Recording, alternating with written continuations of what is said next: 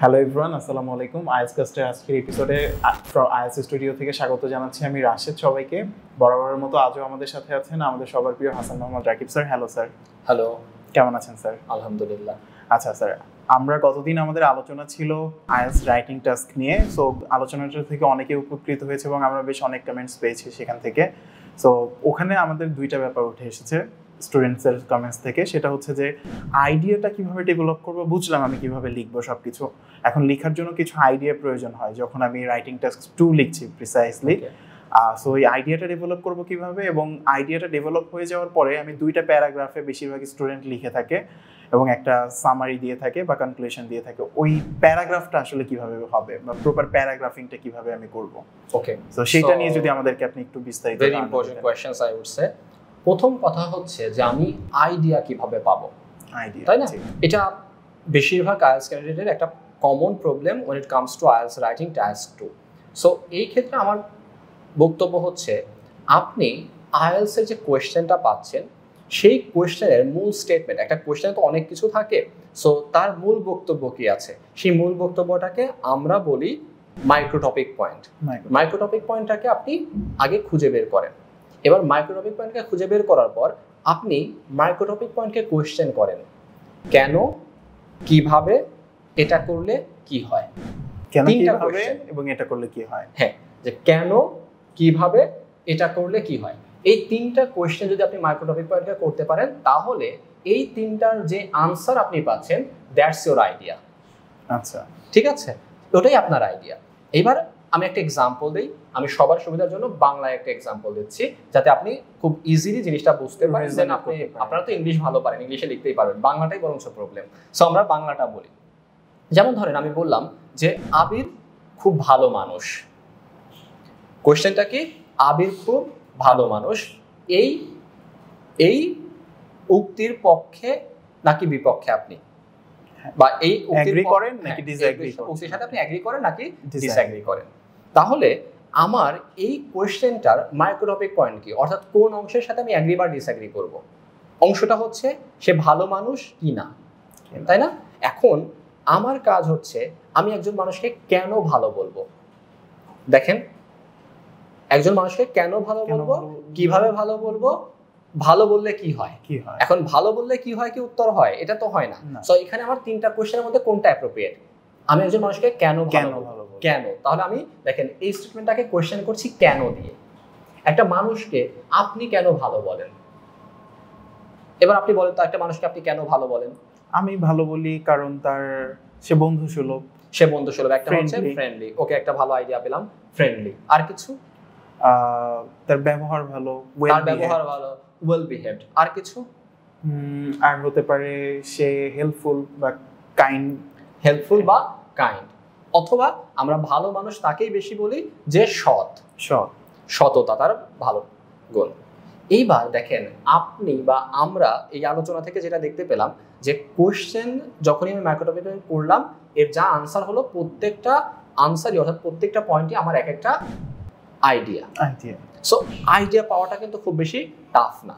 এইবার আমাদের কাজ হচ্ছে আইডিয়াটাকে আমি কিভাবে ডেভেলপ করব, অর্থাৎ বডি প্যারাগ্রাফ ডেভেলপমেন্টটা কেমন ভাবে হবে। সো আমরা লাস্টের যে পডকাস্টটা করেছিলাম বা আইএলটিএস ক্লাসটা করেছিলাম সেখানে আমরা আলোচনা করেছিলাম যে আপনি আইএলটিএস রাইটিং এ ভালো করতে গেলে বডি প্যারাগ্রাফ লেখার জন্য একটা অ্যাপ্রোচ ফলো করবেন, যেটা আমাদের আইএলটিএস স্টুডিও উদ্ভাবিত এবং আইএলটিএস স্টুডিওতে অনেক বছর ধরে প্র্যাকটিসও করা হয়। এবং সেই পদ্ধতিটাকে আমরা বলি বা মেথডটাকে বলি তীর মেথড। তীর মেথড, তীর মেথড।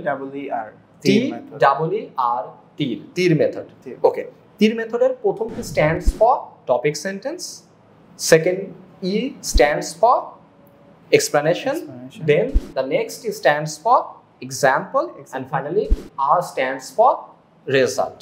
So এই চারটা বিষয়। এবার কথা হচ্ছে যে আমি যে আইডিয়াগুলো পেলাম, ধরেন সেখান থেকে আমি নিলাম সততা, এই আইডিয়াটাকে আমি নিয়ে নিলাম। এই আইডিয়াটাকে আমি বডি প্যারাগ্রাফে যখন প্লেস করব কিভাবে আসলে এটাকে আমি চারটা বিষয়ের মধ্যে দিয়ে লিখব, দ্যাটস ইউর কোয়েশ্চেন। বা বেশিরভাগ স্টুডেন্ট এই কোয়েশ্চেনটাই করছেন। এবার এই কোয়েশ্চেনের উত্তর দেওয়ার ক্ষেত্রে আমি একটু আমার একটা নোট থেকে হেল্প নিচ্ছি। দেখেন, আমি প্রথম সেন্টেন্স কি চিন্তা করতে পারি, সততা নিয়ে আমি একটা সেন্টেন্স তৈরি করতে পারি। সততা কার সততা? আবিরের সততা। আবিরের সততা। তাহলে দেখেন আমার দুইটা জিনিস এখানে কাজে লাগছে। একটা হচ্ছে আমার আইডিয়াটা হচ্ছে সততা, আর একটা হচ্ছে টপিক পয়েন্ট, অর্থাৎ যাকে নিয়ে কথা বলা হচ্ছে। কথা বলা হচ্ছে কাকে নিয়ে? আবিরকে নিয়ে। তাহলে আবির এবং সততা এই দুইটা বিষয়কে নিয়ে আপনি একটা সেন্টেন্স তৈরি করতে পারেন, এবং এই সেন্টেন্সটা হবে অ্যাকর্ডিং টু ইউর স্ট্রেংথ, মানে আপনি কেমন নলেজেবল তার উপর ভিত্তি করে এই সেন্টেন্সটা আসলে তৈরি হয়। আচ্ছা, তাহলে আমার দুইটা জিনিস কমন থাকবে, একটা হচ্ছে আইডিয়া আর একটা হচ্ছে আমার টপিক পয়েন্ট। তাহলে আমি যে সেন্টেন্সটা নিচ্ছি সততা এই বিষয়টাকে এক্সপ্লেইন করার জন্য, তাহলে সেটা আমার কি হচ্ছে? আবির সততার উজ্জ্বল দৃষ্টান্ত। আমার ফার্স্ট সেন্টেন্স কি? আবির সততার উজ্জ্বল দৃষ্টান্ত। এটা হচ্ছে আমার topic sentence. Got my point? Topic sentence. এবার আমি কি করব? এটাকে ব্যাখ্যা করব যে আবির সততার উজ্জ্বল দৃষ্টান্ত এটা কিভাবে। দেখেন এখানে আরেকটা প্রশ্ন আসলো। আপনি যখন টপিক সেন্টেন্স অর্থাৎ আপনার আইডিয়াটাকে লিখে ফেলেছেন, তখন দ্বিতীয় সেন্টেন্স লেখার ক্ষেত্রে আপনি প্রথমেই কোয়েশ্চেন করবেন প্রথম সেন্টেন্সকে, কিভাবে আসলে কিভাবে তিনি সৎ। এবার আমি এখানে ব্যাখ্যাটা এভাবে দিচ্ছি যে সে যখন কোনো কাজ করে তখন কোনো প্রলোভনই তাকে পথভ্রষ্ট করতে পারে না। কিভাবে উত্তর হলো সততা।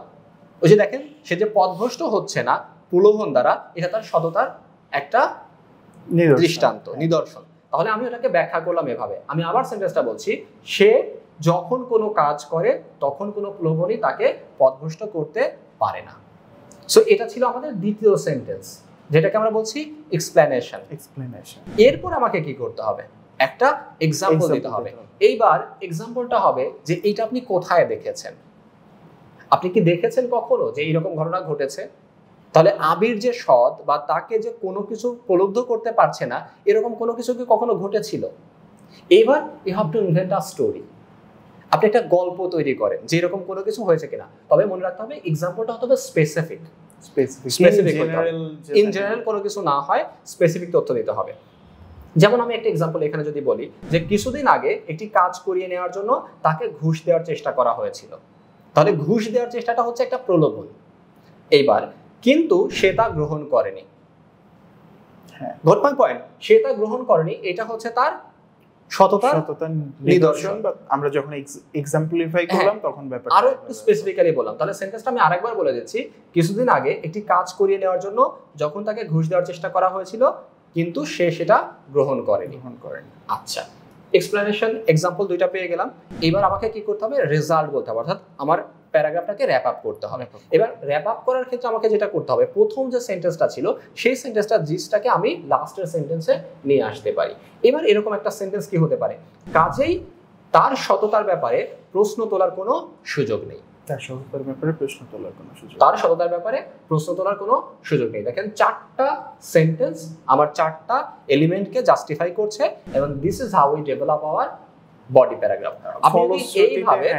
আপনি যদি এইভাবে একটা বডি প্যারাগ্রাফ লিখতে পারেন, তাহলে আপনার এক্সামিনার অবশ্যই আপনার যে লেখার ধরন সেটাতে খুশি হবেন, এবং খুশি হওয়ার চেয়ে বড় ব্যাপার যে আপনার রাইটিং ভালো হওয়ার জন্য বা মার্কিং ক্রাইটেরিয়া যেটা বলছে তার উপর বেস করে যদি আমি কথা বলি, তাহলে মার্কিং ক্রাইটেরিয়ার সবগুলো ব্যাপারকে এটা ফুলফিল করছে। তখন 7, 7.5 পর্যন্ত পাওয়াটা।